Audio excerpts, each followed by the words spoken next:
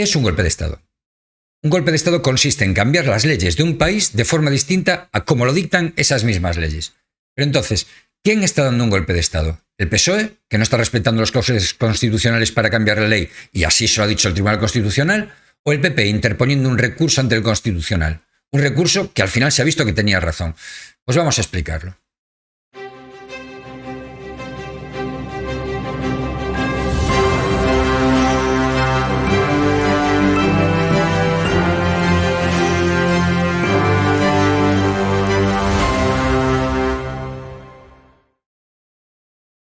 El Tribunal Constitucional no se ha pronunciado sobre si se puede cambiar la ley orgánica del Poder Judicial o si se puede cambiar la ley orgánica del Tribunal Constitucional. No ha entrado en el fondo de esas dos leyes. Veremos más adelante, cuando esas leyes sean aprobadas, si caben dentro de la Constitución o no. No estamos en eso. Lo que se ha decidido es otra cosa. El PSOE ha presentado una proposición de ley orgánica en la que abarata las penas por malversación, despenaliza la sedición, reforma los delitos contra la integridad moral y regula el contrabando de armas de doble uso. Como ve, se trata todo ello de reformas del Código Penal. Y junto con esa reforma metió dos enmiendas por las que modificaría por un lado la ley orgánica del Poder Judicial y por otro lado la ley orgánica del Tribunal Constitucional. Pero además ni siquiera metió esa reforma en la propia proposición de ley orgánica, sino que una vez que metió en el Parlamento la reforma de la ley orgánica del Código Penal, introduce dos enmiendas a esa reforma en las que intenta también reformar la ley orgánica del Poder Judicial y la ley orgánica del Tribunal Constitucional. ¿Qué consecuencias tiene esto?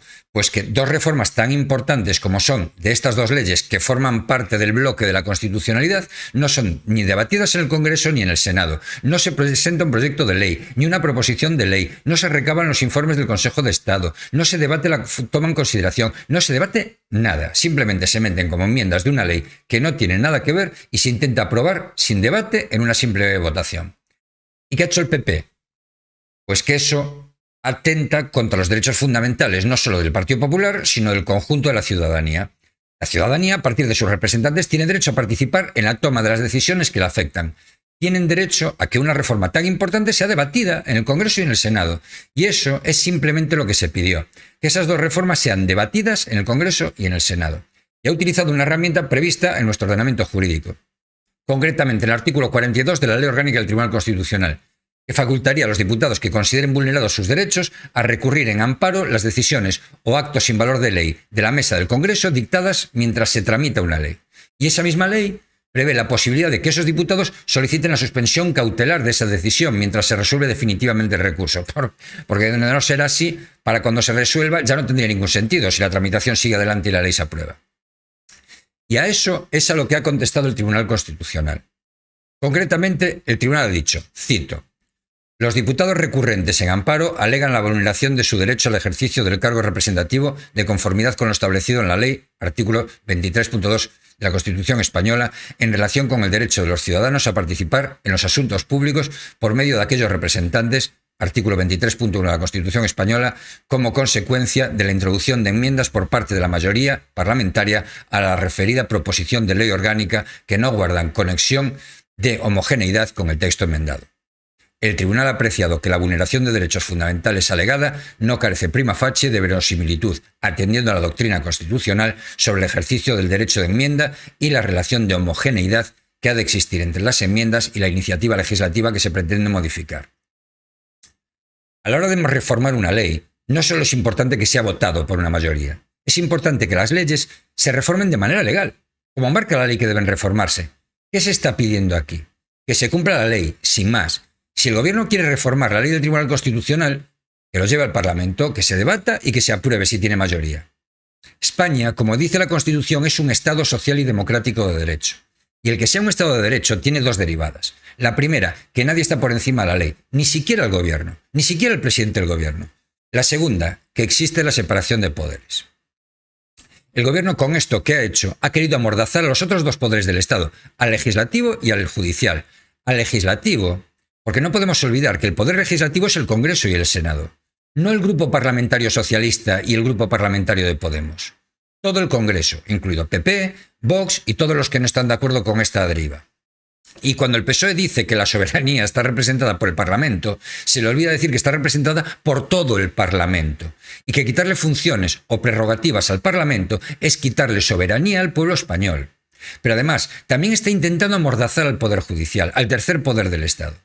La campaña feroz de ataque a los miembros del Constitucional, la amenaza a los miembros progresistas para que ninguno se salga del redil, no es propio de un país democrático. Por eso el gobierno no se está comportando como un gobierno democrático. Pero además, la separación de poderes consiste en que haya una serie de contrapesos por los que cada uno de los poderes limita a los otros dos. Lo que está intentando el PSOE es que dejen de existir esos contrapesos y que, por tanto, el gobierno tenga poderes prácticamente ilimitados. De hacer esto pasaríamos del imperio de la ley a la dictadura de la mayoría, que por muy mayoría que sea, no puede estar por encima de la ley. Supondría dar carta de naturaleza a la arbitrariedad. Por último, me gustaría decir que nuestras libertades, nuestro sistema de garantías, no es algo eterno, no es algo que debamos dar por hecho. Más bien al contrario, nuestro sistema de libertades es una anomalía en nuestra historia, que ha estado bastante más poblada de regímenes autoritarios que de regímenes de libertades. Y las libertades no se defienden solas, hay que defenderlas. Cada día, todos los días, es imprescindible poner pie en pared y resistirnos con uñas y dientes a cada trocito de libertad que nos intenten arrancar. Cada vez que el gobierno ataca al Poder Judicial, está atacando al último muro de defensa que tiene la ciudadanía contra la arbitrariedad del que manda. Nada más y nada menos que el portavoz de Justicia del PSOE dijo la salvajada de que hace 41 años la derecha quiso parar un pleno también, lo hizo con tricornios. Quisieron parar el pleno y la democracia con tricornios y lo han hecho con togas. Esto es una barbaridad. Esto es un ataque intolerable a la separación de poderes. Está comparando a dos poderes del Estado, el legislativo y el judicial, con un golpista. Y eso es solo un paso más para destruir la independencia judicial. Así lo hizo Hugo Chávez cuando llegó al poder. Lo primero que hizo fue decir aquello de ahora habrá que juzgar a los jueces. Y se hizo con el Poder Judicial. Esas fueron las últimas elecciones limpias en aquel país. Desde el año 2000 ha venido gobernando ininterrumpidamente el comunismo bolivariano, si bien hay un simulacro de elecciones cada 4 años y tal. Y claro, hoy me diréis, hombre, pero Pablo, no exageres, que España no es Venezuela. Sí, es cierto. Pero también es cierto que cuando se alertó del peligro que esto suponía en Venezuela, también decía, hombre, no exageres, Venezuela no es Cuba. Ya, y ahora Argentina no es Venezuela, España no es Venezuela, España no es Cuba, España no es Argentina. Vale. Así que os animo a que defendáis a nuestros jueces. No los dejéis solos, que defendáis a nuestro sistema judicial, porque defender a nuestro sistema judicial es tanto como defender a nuestra democracia. Por último, darte las gracias por llegar hasta aquí. Y te voy a pedir un favor, que compartas este vídeo con tus amigos, para crear conciencia, que le des like si te ha gustado. Y si crees que esto que hacemos aquí es necesario, que nos apoyes haciéndote socio del canal en el botón de abajo donde pone unirse. Muchísimas gracias.